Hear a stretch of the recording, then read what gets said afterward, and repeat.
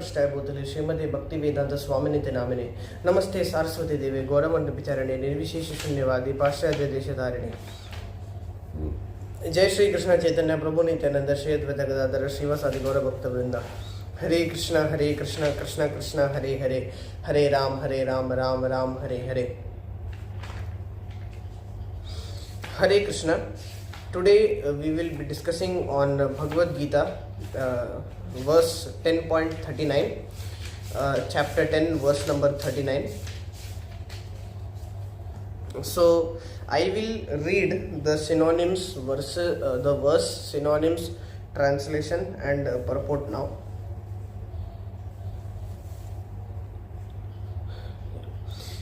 So the verse is as follows.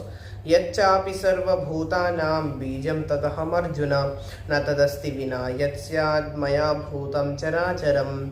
Synonyms: yat, whatever, cha, also, api, maybe, sarvabhutanam, of all creations, bijam, seed, tat, that, aham, I am, arjuna, o arjuna, na, not, tat, asti, tat, that, asti, there is, vina, without, yat, which, syat, exists, maya, me, bhutam, created being, characharam, moving and non-moving.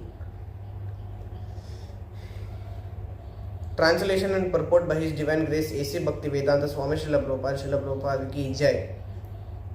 Furthermore, O Arjuna, I am the generating seed of all existences. There is no being moving or non-moving that can exist without me. Purport: everything has a cause, and that cause or seed of manifestation is Krishna. So, without Krishna's energy, nothing can exist. Therefore, he is called omnipotent. Without his potency, neither the movable nor the immovable can exist. Whatever existence is not founded on the energy of Krishna is called Maya, that which is not.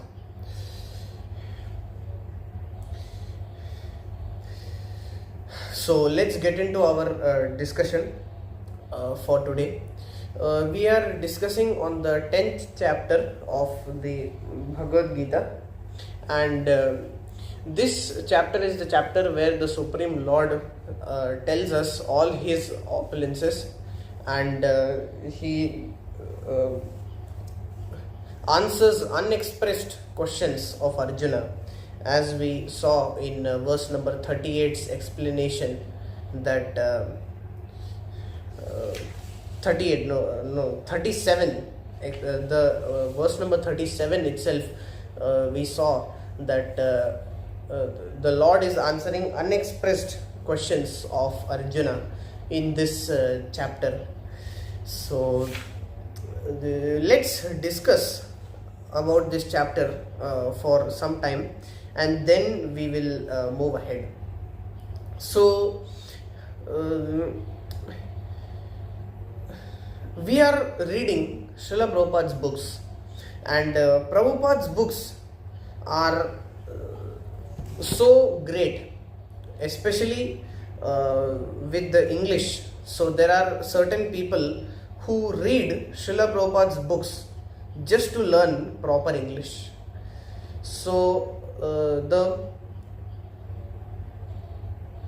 the grammar used, the words, the choice of words are excellent, and also yat krita Krishna samprashno, they relate to Krishna. That's why these books are the greatest, and they will lose, and the people who read it, they will lose taste for everything else. So we can see a verse, that is Srimad Bhagavatam 1.5.10, which says Nayad vachas chitra padam harer yasho jagat pavitram pragrinita karhichit tad vayasam tirtha mushanti manasa nayatra hamsa niramanti ushikshayaha, which states that those words which do not describe the glories of the Lord, who alone can sanctify the atmosphere of the whole universe, are considered by saintly persons to be like unto a pilgrimage for crows. Since the all perfect persons are inhabitants of the transcendental abode, they do not derive any pleasure there. So this verse states or is stating that this Srimad Bhagavatam is like a place where swans can assemble. Swans and crows are never together. In the same way, devotees and the materialists or the atheists, they can never be together. So when we read Prabhupada's books, so such kind of books of Srila Prabhupada are meant for people who have the taste and who want to go back to Godhead, who are of the swan-like nature. So why the Lord has put this 10th chapter of Bhagavad Gita in the Bhakti Yoga section? We see that Bhagavad Gita can be compared to a sandwich, for example. So in a sandwich, the bottom bread or the lower crumb is like Karma Yoga, or the chapters 1 to 6 of the Bhagavad Gita, and the bread at the top, that is the top crumb of bread, that is compared to the Jnana Yoga of the Bhagavad Gita, which is chapters 13 to 18. And the vegetable stuffing or the salad stuffing, whatever is there in between the two crumbs of bread, that is the most valuable thing, the essence. So that's the cream of the whole sandwich. Similarly, in Bhagavad Gita, chapters 6 to 12 are the middle. They are the essence. They are safely protected by Karma Yoga and Jnana Yoga. Just like in the sandwich, the salad stuffing or whatever the stuffing is, it is protected by the bread.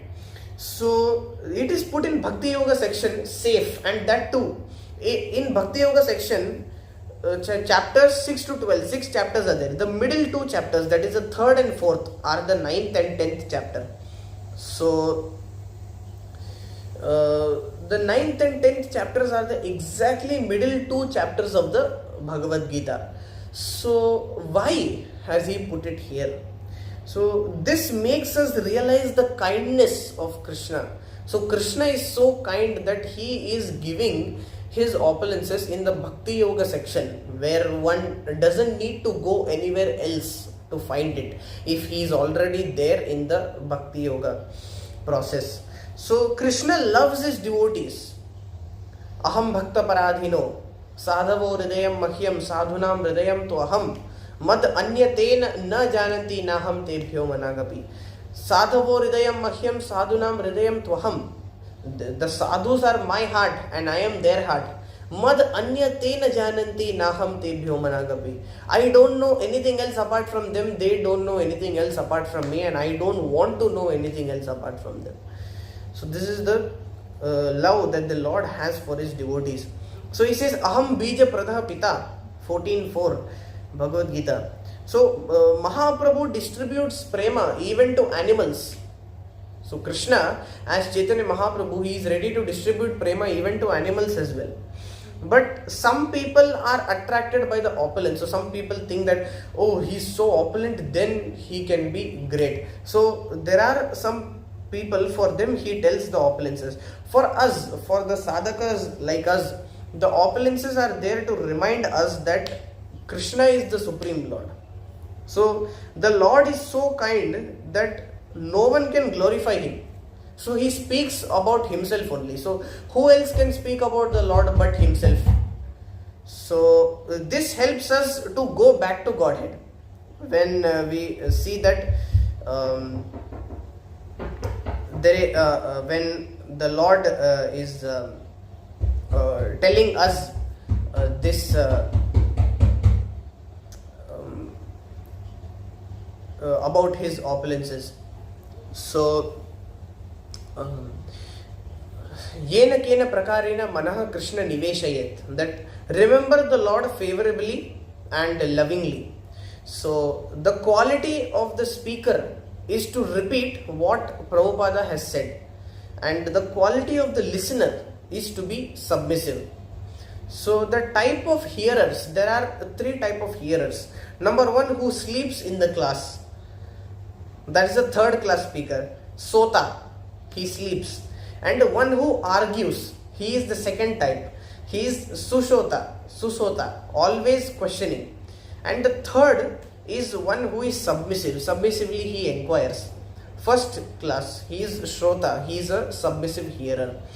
So, this is the types of hearers. The person who listens attentively does better preaching than the speaker, because the others get impacted by him, and this is how the positive vibration spreads and he inspires others. So opulences are liked by the beginners, and that example, magic tricks.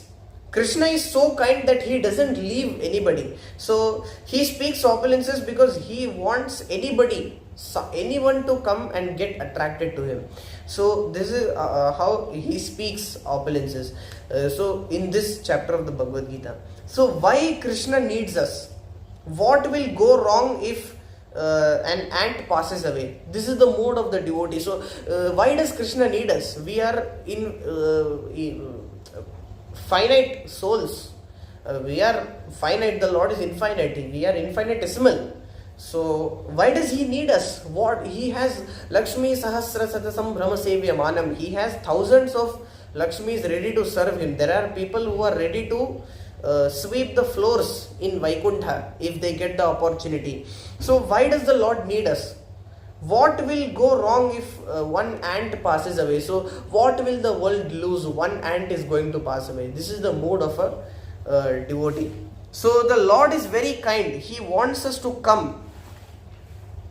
So back to him. That's why he speaks this. So chapter 11 is Virat Rupa. So we are discussing chapter 10. Chapter 11 is what is going to come ahead. So Karmis get attracted by the Virat Rupa, or the transcendental greatness of the Lord. So Bifale Sevinu Kripana Durjana Chapala Sukha Labalagire. This is the definition of a Karmi. Bifale Sevinu Kripana Durjana Chapala Sukha Laba. He is aiming for minute happiness, Chapala Sukha, or a temporary happiness. So this is about the karmis, and some people, they want to love him purely. They are bhaktas. That's the reason why they try to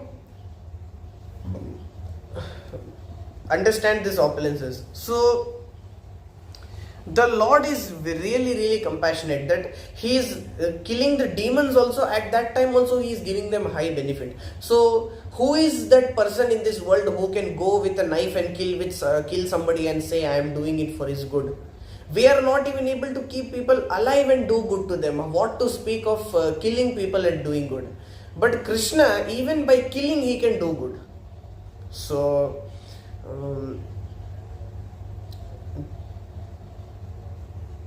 Parthastra Puta Padamapurasya. So they get purified upon being touched by the astra of Partha or Arjuna. This verse comes in Bhagavatam.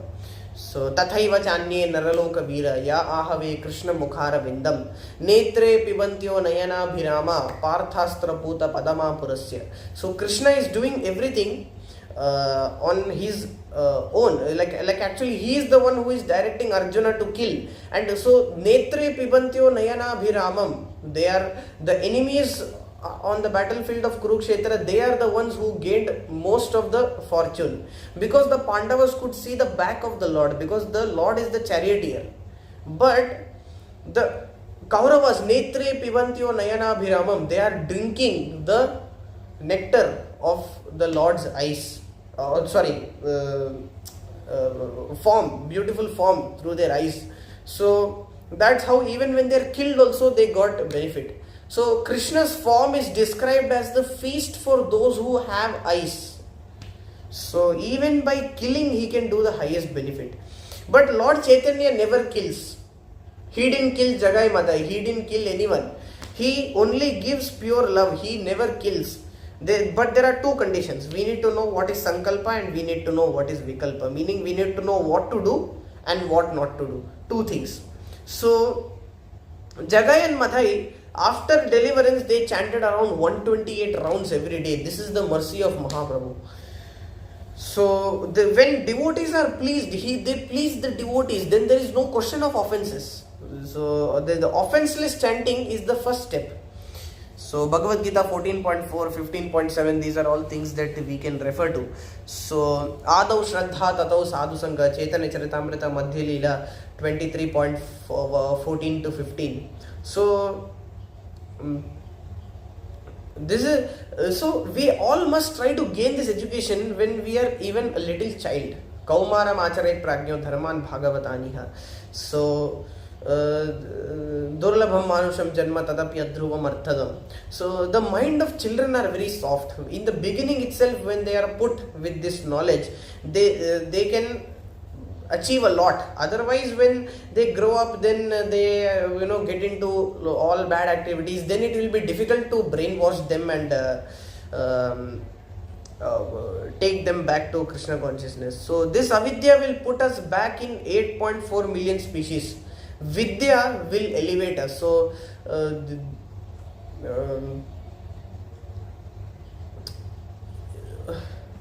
it is said that the CBSE board, Central Board of Secondary Education, anyone who studies from that board will become an atheist. Majority of people, they become atheist by getting this kind of education.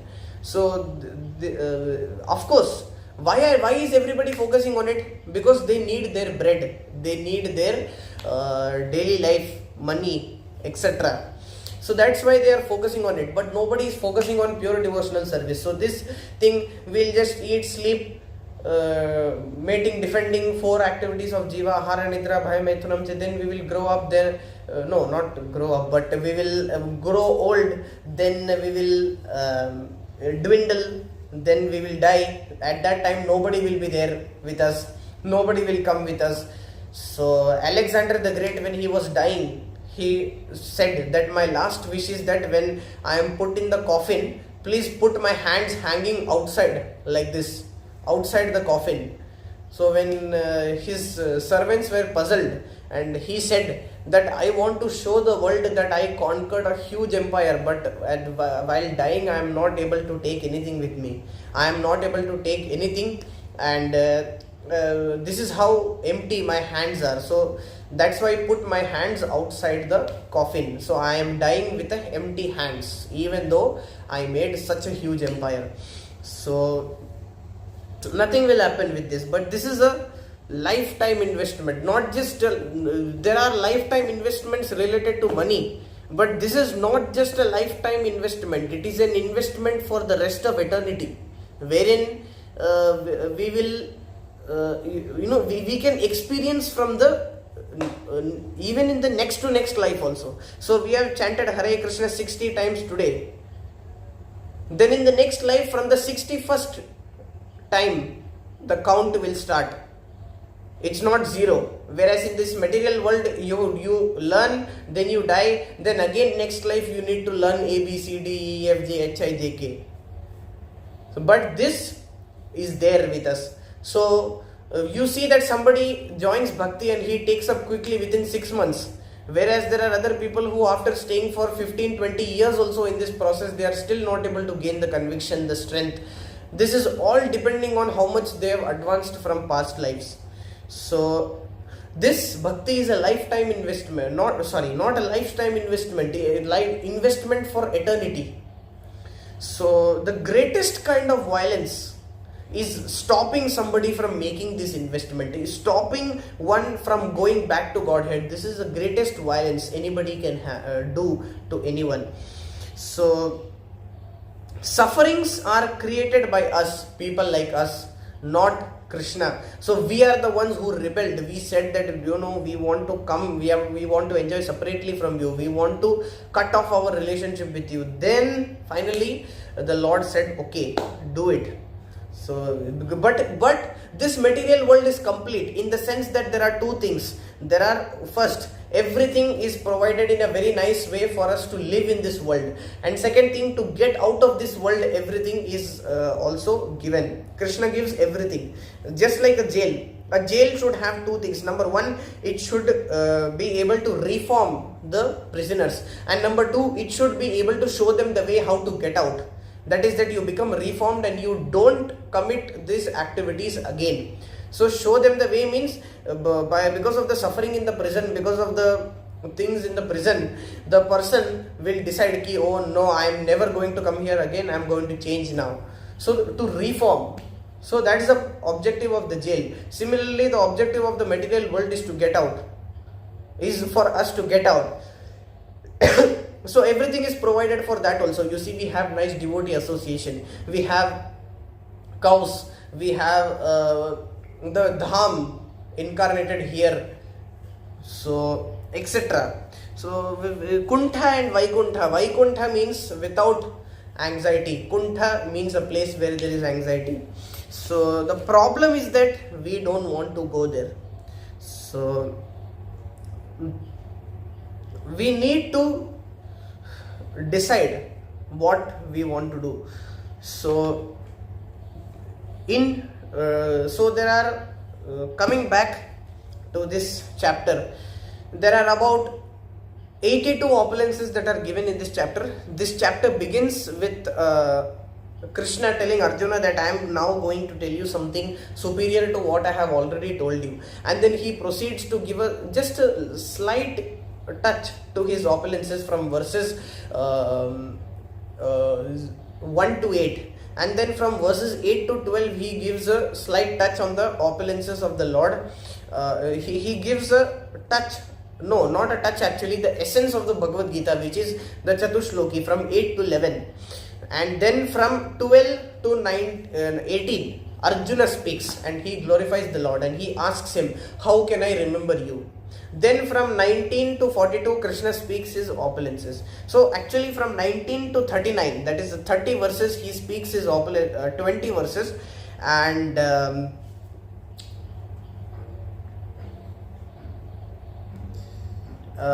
then 40, 41 and 42 he describes, he concludes about his opulences. Like for example, there is no end to my divine manifestations. What I have spoken to you is but a mere indication of my infinite opulences, etc. So 81 opulences are over from 19 to 38. Now the 82nd opulence is mentioned in this verse. So I am the generating seed of all existences. There is no being moving and non-moving that can exist without me.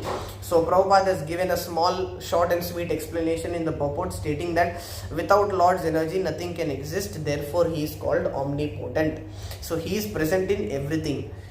So whatever energy is not founded on the energy of Krishna is called Maya, that which is not. So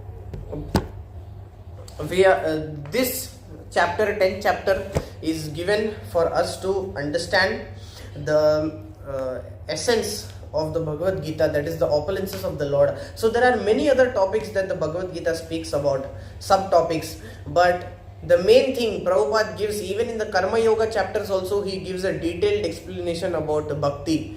He says that what if somebody does not live until the 7th chapter? What if somebody dies while reading the first 6 chapters only? So in the starting itself, Prabhupada gives the essence. This karma, jnana, ashtanga, all this thing is not possible for us. Just take the bhakti, sar pakad lo, bas aage nikal jao. Just take the essence which is bhakti and move ahead. This is what Prabhupada gives us. So he has stressed on this topic from the beginning, even in the introduction, and now we find that there is a detailed elaborate explanation by Sri Krishna on this topic. So we must all read it so that we can develop pure devotional service to the Supreme Personality of Godhead. So this is the end of my humble attempt to explain this verse, Bhagavad Gita 10.39. Thank you so much. Hare Krishna, Dandavad Pranams.